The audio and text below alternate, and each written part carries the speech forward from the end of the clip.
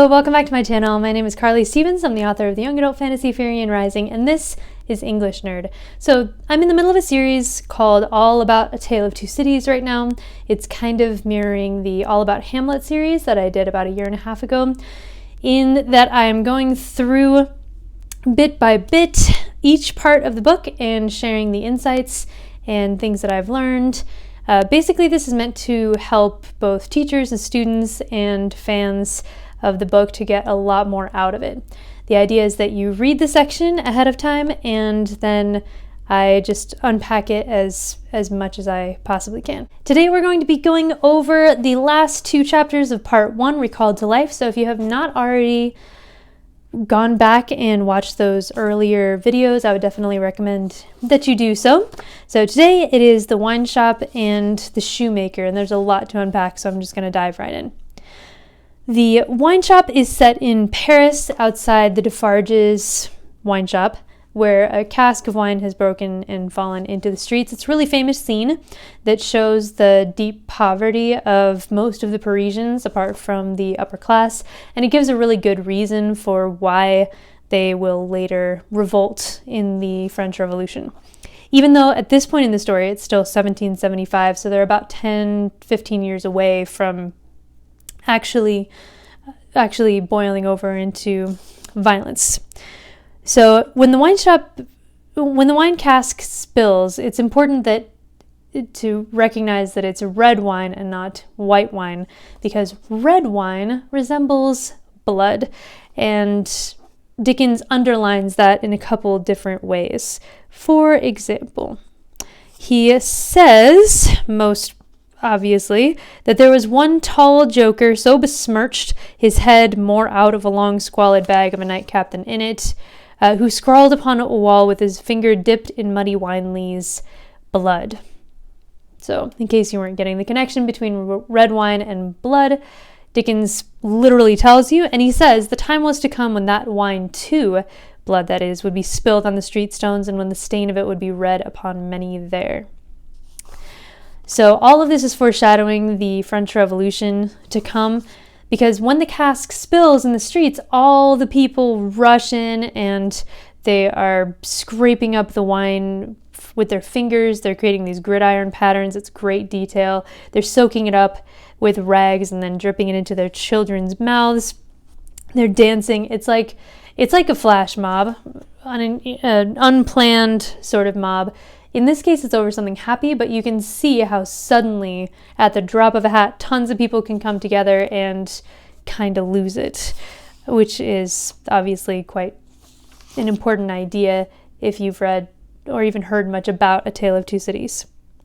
I actually looked it up about a year and a half ago, 2 years ago? 2 years ago. I went to both Paris and London. I called it my Tale of Two Cities trip. With the students at my school. You can look at the vlogs from a couple years ago.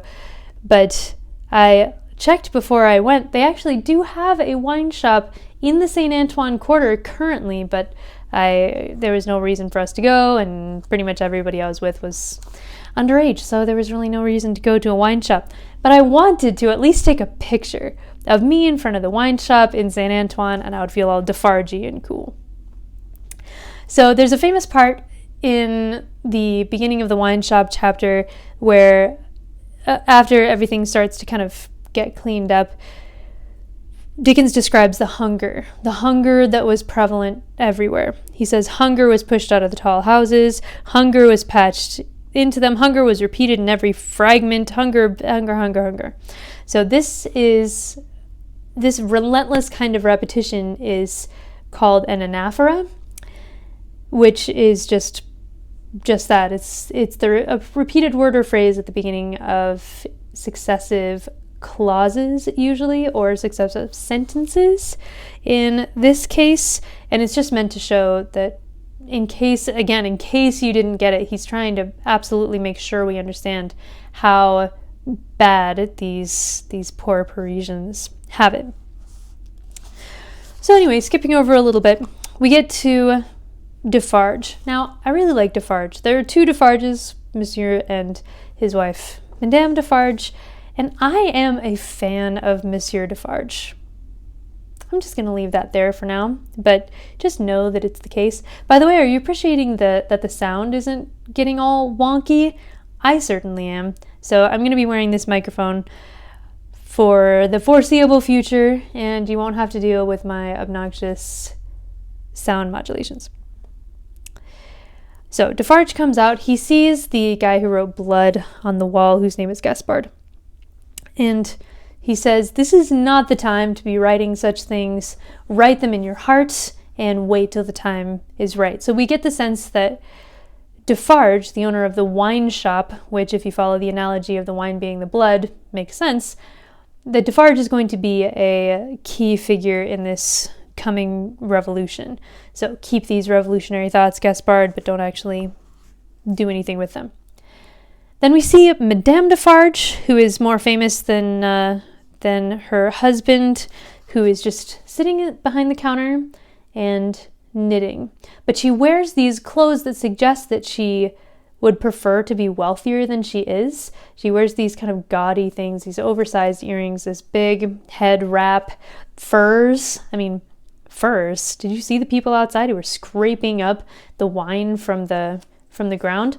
And it's not that Madame Defarge is super well off, but you can tell that she has this desire to be someone greater than she actually is. And she's picking her teeth with a toothpick, which reminds me of this Spanish story called Lazarillo de Tormes, which is this coming-of-age story about this kid named Lazarillo, who meets a knight who has the title of a knight, but is actually destitute. He has no money whatsoever. And to keep up appearances, the knight will sit in a window and pick his teeth every lunch and dinner time, even though he's not eating anything. It's just to make people think that he's just as well off as anybody else. So after this, we get the code name Jacques. It seems like everybody who comes into this wine shop is named Jacques. That's because no one is named Jacques, and it's all just the revolutionaries' names. So into this environment come Mr. Lorry and Lucy Manette, who are both not well equipped to handle either this level of poverty or this level of simmering desire for violence underneath the surface. So I think it's kind of funny that they're the ones who come here. Now, the reason that they're coming, of course, since you've read this and or watched the video before this, is that Lucy Manette's father, Dr. Alexander Manette, has just been released from prison and is being kept with the Defarges because Monsieur Defarge was a servant of Dr. Manette's back in the day. So he remembers him and wants to be kind to him, even though Dr. Manette, as we'll see, is not in good shape. So last thing here about Madame Defarge for a bit is that it says that Madame Defarge knitted with nimble fingers and steady eyebrows and saw nothing. She saw nothing. This is repeated a few different times, that she sees nothing. And I think that's pretty fascinating for two reasons. One, in chapter 3 of the book, Jarvis Lorry thought how interesting it is that you can't really know another person. So we're bound to get some weird and inaccurate first impressions in this book because everybody is a mystery to everyone else. Secondly, I think this is interesting because knitting and seeing nothing describes the mythical fates really well. I have more evidence later on that Madame Defarge should be compared to a fate, so I'll just put a pin in it for now, but even from the beginning of her character introduction, we get some connections to the fates. So Laurie and Lucy are taken up to see Dr. Manette, and on the way, they see that there are 3 guys named Jacques who are actually looking in the door, almost as though Dr. Manette were some kind of sideshow. And Laurie is really upset at all of this. How could you let him be just watched by these random people? Why would you keep him in a locked room? Why would you not let him out? And Monsieur Defarge is really not defensive, I guess defensive. He's defensive about this. He says he has lived so long, that is, Dr. Manette has lived so long locked up, that he would be frightened, rave, tear himself to pieces, die. I know not what harm if his door were left open. It's possible, he says. And Mr. Lorry is horrified, but Monsieur Defarges has lived with these injustices for so long that all that's left is just this bitter anger. He becomes, the book says, this secret, dangerous man in the blink of an eye, which I think is pretty fascinating. And then we find out that the reason that the Jacques are looking at Dr. Manette is not so that he can be a sideshow, but rather that he can be inspiration for the coming revolution. This is what we're fighting for. Look at this poor broken man and consider the good that we could do for others. So Laurie and Lucy go in to see Dr. Manette. Laurie keeps saying, don't worry, business, just think about business. He's like Sam Eagle in Muppet Christmas Carol. Business. He's that guy. I think I might have made that reference earlier. I don't even care. It's totally what Laurie makes me think of here, because he's our Enlightenment figure who's all about logic, all about business, all about the facts. And here he is in a super emotional situation among super emotionally charged people, and he's trying to hang on to that objectivity. Which brings us to chapter 6. So that was chapter 5. This is chapter 6, The Shoemaker. That is Dr. Manette, of course. Before he was thrown into prison, he was actually a medical doctor, hence Dr. Manette. But since he's come out of prison, he just makes shoes. The reason that he makes shoes, we find out, is that he needed something to take his mind off his misery, the injustice, the solitary confinement, the torture of thoughts about his family and his young daughter that he didn't ever get to know. He didn't even know that it was a daughter. But he knew that his wife was pregnant. And so in order to settle his mind, he started making shoes so he could just focus on something else and not be tortured by his thoughts. He started that occupation a long time ago, though, so what you have left is just this corpse of a man, really. In my book, this is the second page of chapter 6, The Shoemaker, but it might be your first page because it's kind of at the beginning. But listen to this description. Listen to this. I'm going to be tying all this back to stuff from before. The faintness of the voice, Dr. Manette's voice, was pitiable and dreadful. It was like the last feeble echo of a sound made long and long ago. So sunken and suppressed it was that it was like a voice underground. A voice underground. I find this fascinating. So the description is already really sad. Poor Dr. Manette, even when he speaks, it's like this sound from the past, this sound from a dead person. And they go so far as to say it's like a sound coming from underground. If you'll remember, a couple chapters ago, Dr. Manette said that Mr. Lorry said that Dr. Manette was going to be recalled to life, that Lucy was going to restore him to life. He had all those dreams about digging the man out of a grave when he'd been buried for 18 years. And so that title for all of part 1, Recalled to Life, that resurrection theme of people going from being dead to being alive, is all about Dr. Manette in this first bit. He's described as a corpse. His voice is like a voice from underground. So he is dead. He needs to come back to life. He doesn't even have his identity at all. One of the most striking places of this awkward conversation between Dr. Manette and the others is when Defarge asks for Dr. Manette's name, if he can just introduce himself to these visitors. And Dr. Manette says, "Did you ask me for my name?" "Assuredly I did." 105 North Tower. "Is that all?" 105 North Tower.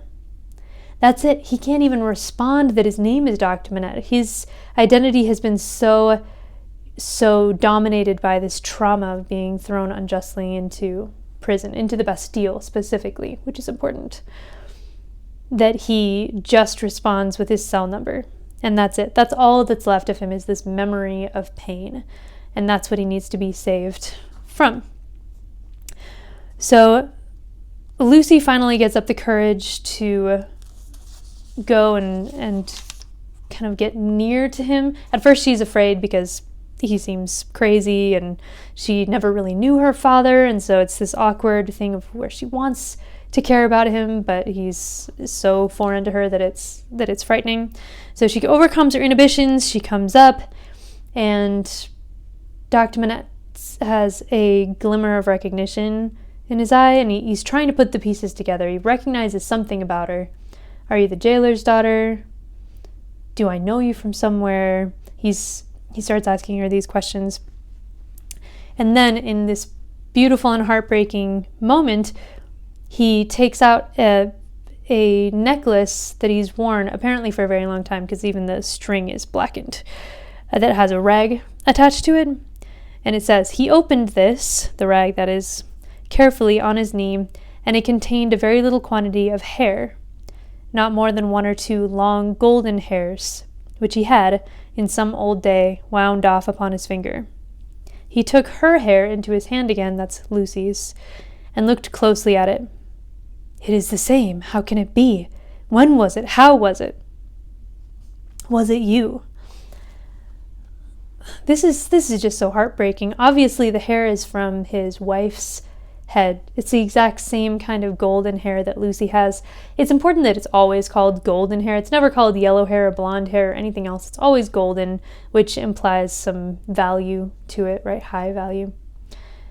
He has these golden hairs that he's been carrying around all these years, and it's the golden hair, the golden thread, as it's described later in the book, that starts to tether him back to reality. He starts to recognize that he is related to this person.